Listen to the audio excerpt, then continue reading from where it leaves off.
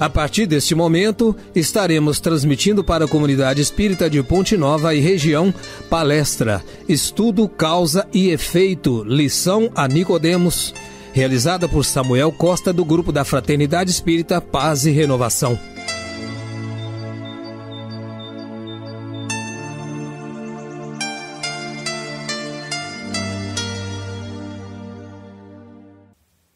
Boa noite a todos. Que Jesus nos ampare, nos ilumine e abençoe os nossos propósitos de estudo, de aprendizado e de melhoria espiritual. Na noite de hoje nós vamos tecer algumas reflexões à luz da doutrina espírita a respeito da lei de causa e efeito. A doutrina espírita é uma ciência nova que nos fornece material para novas reflexões e para novos voos. Mas é muito importante que nós busquemos estudar essa doutrina em todos os seus aspectos, nos aspectos filosóficos, científicos e também religiosos. O estudo da doutrina espírita tem pelo menos 3 etapas muito importantes. Quando estamos ainda iniciantes no caminho da doutrina, desenvolvemos o pensamento e a análise ainda de forma difusa. O que significa isso? Significa que nós lemos e estudamos o conhecimento espírita, as obras da codificação, mas ainda misturamos muito dessa nova lei, desses novos conhecimentos e dessa nova ciência às nossas crenças, às nossas culturas, aos nossos hábitos.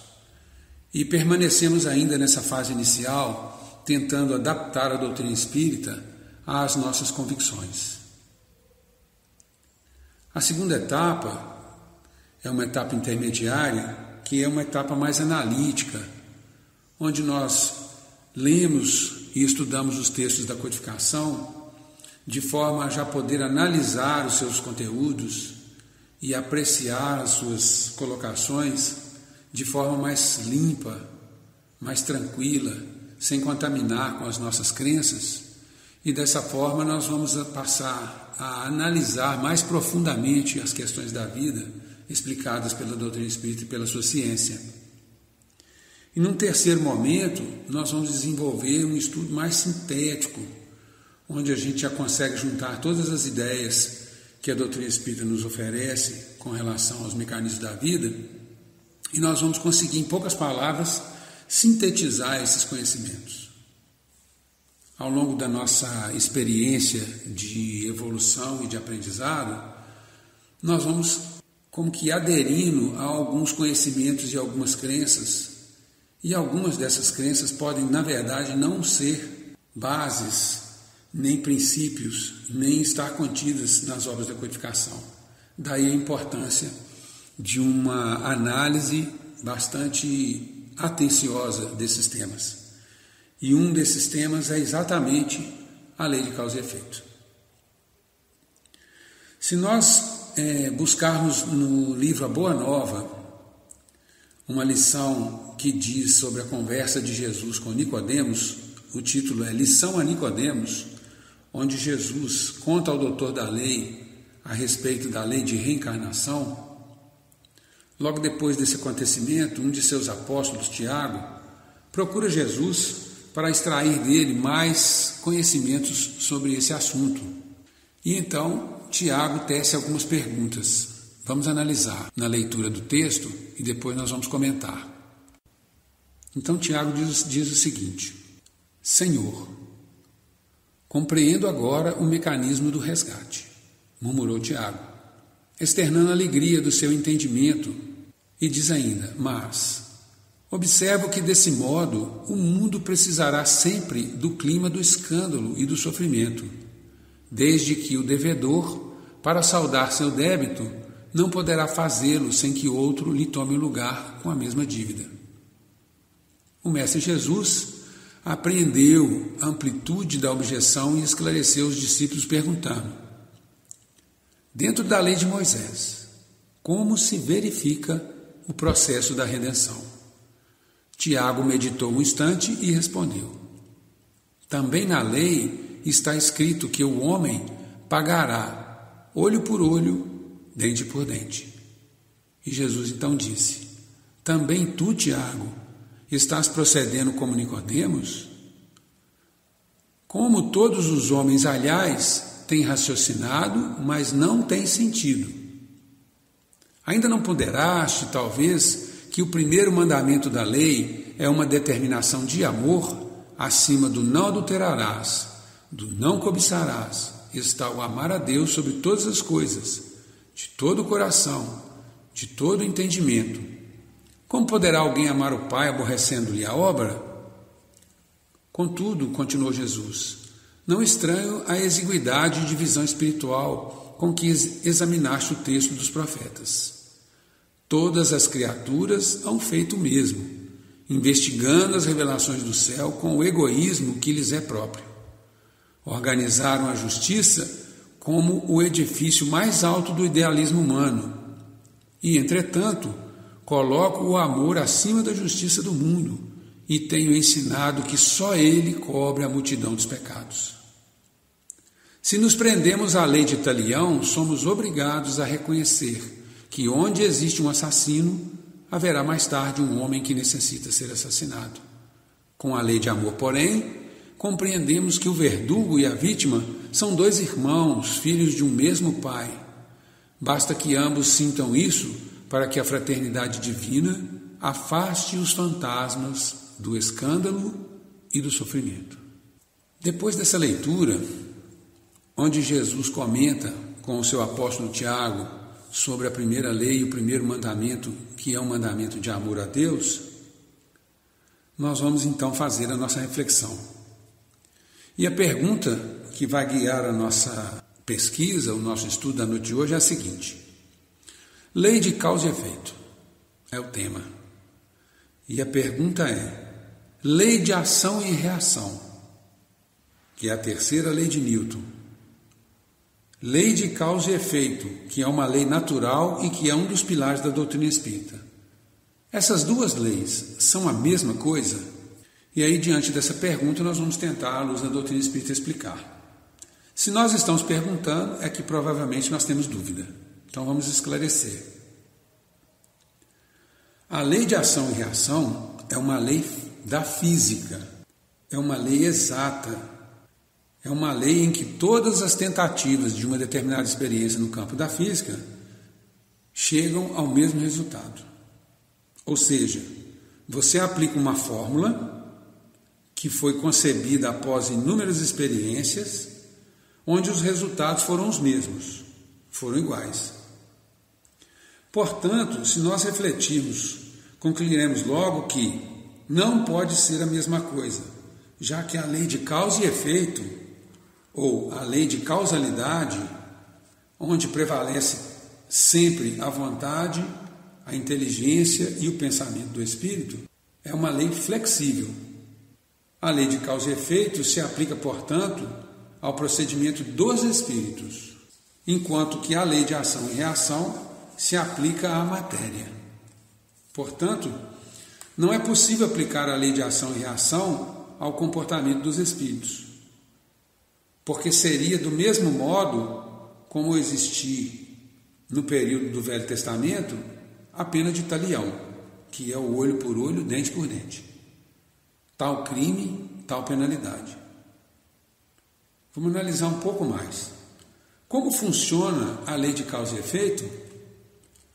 A lei de causa e efeito funciona da seguinte forma: dentro dos preceitos da codificação espírita, claro. O espírito produz as causas e ele mesmo recolhe os efeitos.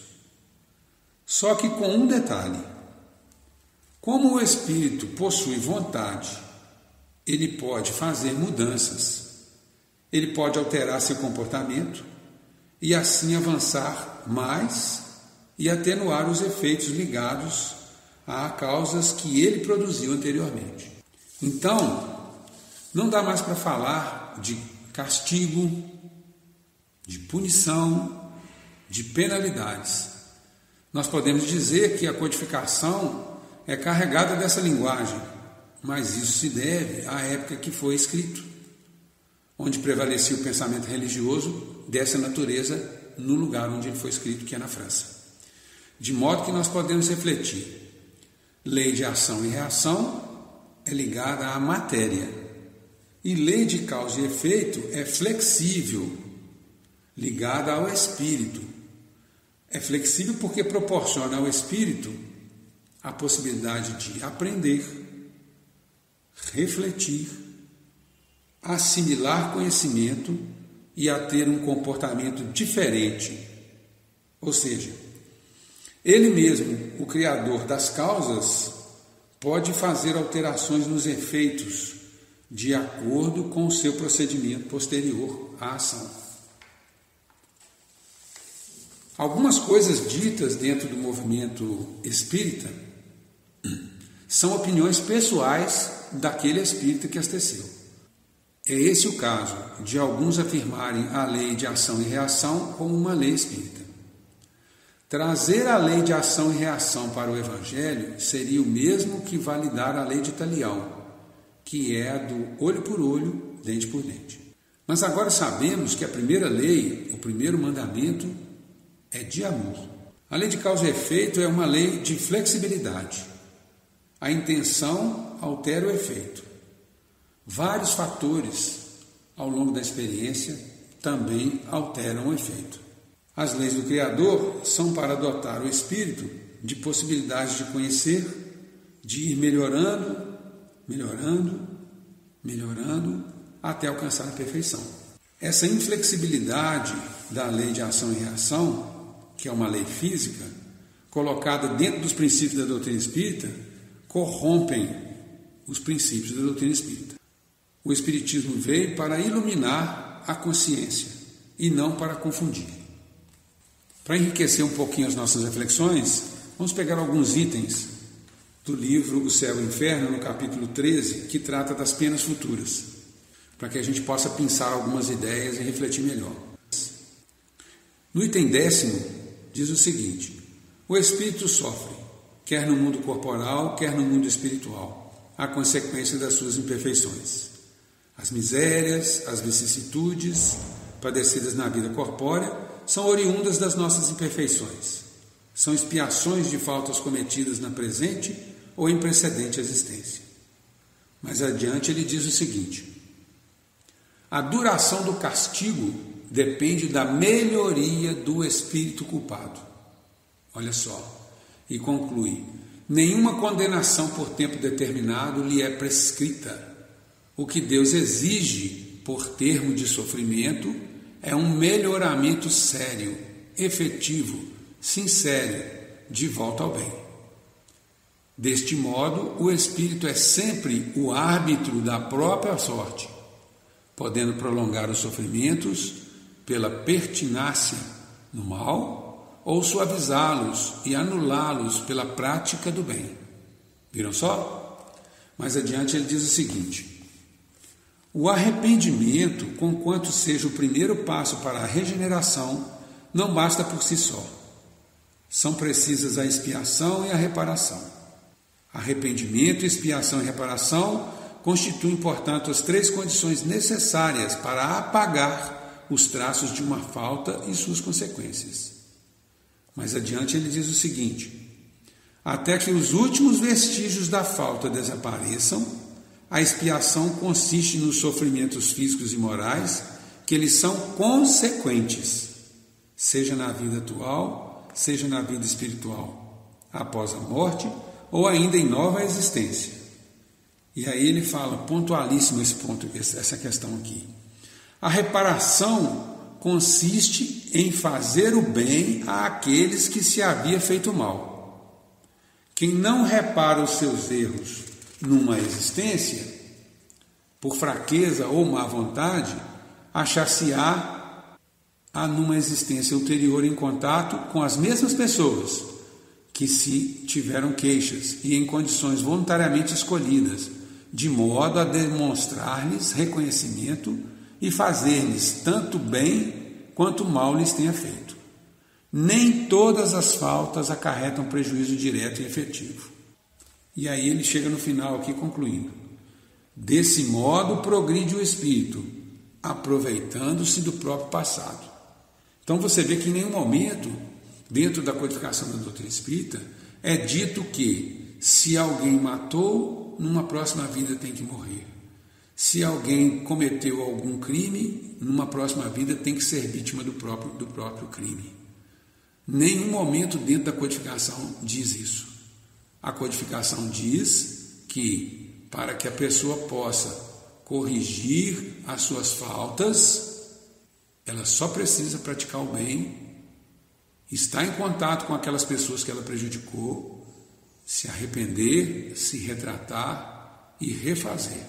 Então ela tem sim, dentro da lei de causa e efeito, como flexibilizar o seu sofrimento, como mudar o seu destino, como transformar o efeito daquilo que ele praticou no passado. Ok.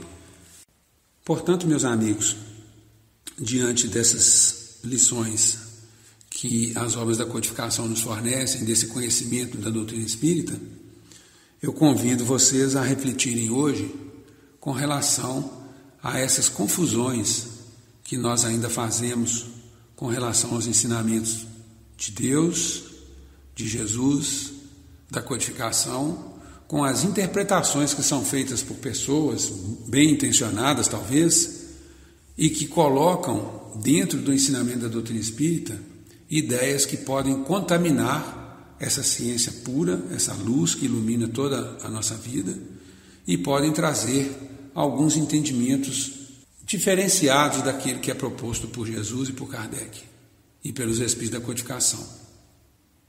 Então, quando nós falamos lei de ação e reação, lei de plantio e colheita, lei de causa e efeito, imaginando que a justiça divina vai atender aos nossos caprichos, nós precisamos refletir mais calmamente e profundamente, buscando um entendimento melhor com relação a isso.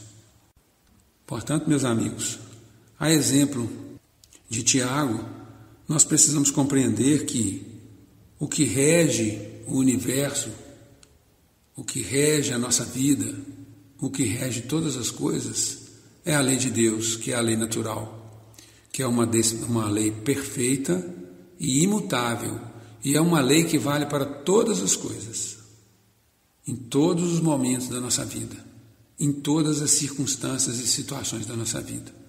E é uma lei justa e pura. Portanto, confundir lei de causa e efeito, que é uma lei que rege a vida dos espíritos, que somos nós, e lei de ação e reação, que é uma lei que rege os acontecimentos da matéria, é contaminar a doutrina espírita com pensamentos como fez o apóstolo Tiago, dizendo que também está escrito na lei, que é olho por olho, dente por dente. Não é olho por olho, dente por dente. É lei de amor. A lei de Deus é lei de amor. E a lei de causa e efeito é uma lei flexível para o progresso do espírito, para a evolução do espírito, que experimentando comete erros, tem acertos e tem aprendizado. Se comete erros, repara seus erros, evoluindo, trocando as suas ações, promovendo acertos, se libertando dos compromissos e seguindo adiante. Deus nos ama profundamente, incondicionalmente, e o seu desejo para nós é de evolução, de felicidade, de crescimento, de perfeição e de amor. Vamos agradecer então as palavras do Evangelho de Jesus da noite de hoje, pedindo a Deus que abra os nossos canais de percepção, que nós tenhamos ouvidos de ouvir, que nós tenhamos olhos de ver, que nós tenhamos coração de sentir e alma de aprender. Somos todos peregrinos, caminheiros e estamos na vida para aprender, para evoluir, para servir à vida, para realizar a nossa obra na criação de Deus e para caminhar na direção do Pai e da felicidade. Que Jesus sempre abençoe os nossos propósitos de estudo de compreensão e de melhoria espiritual. Profundamente agradecidos, encerramos então a transmissão de hoje. Que Jesus nos abençoe e nos ampare, hoje, agora e sempre, assim seja.